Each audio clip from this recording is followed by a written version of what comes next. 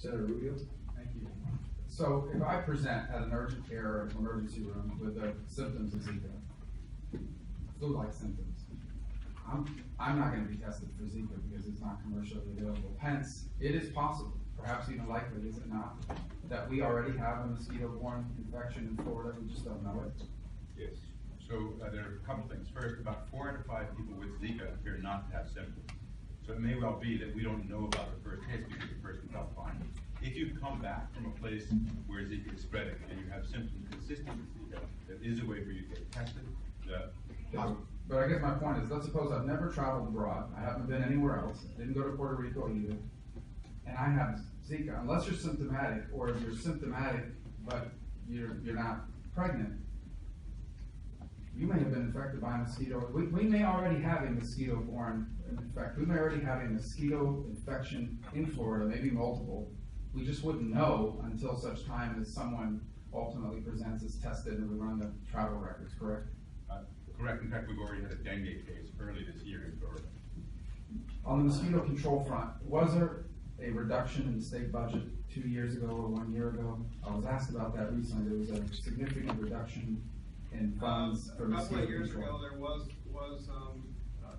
a reduction in the research funding, but that was corrected the following year, and it was just a misunderstanding, I believe, about how mosquito control is funded. There was some additional monies added to the mosquito control budget, and it ended up being vetoed, but that's been corrected.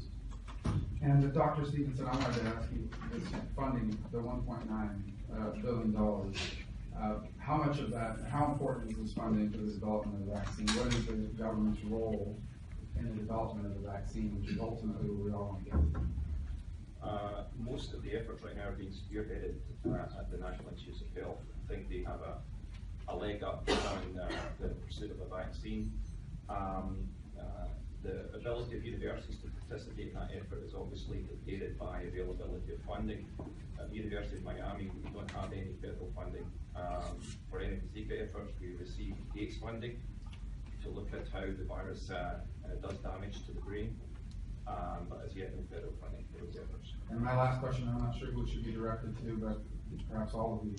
What are the costs, and obviously the human costs are incalculable, what are the costs of caring for a child born with microcephaly over the term of their life? We know from other severe birth defects that lifetime costs of caring for a child, which can vary depending on how intensive the illness is or the condition is, how long the child survives, can range from $1 to $10 million per lifetime.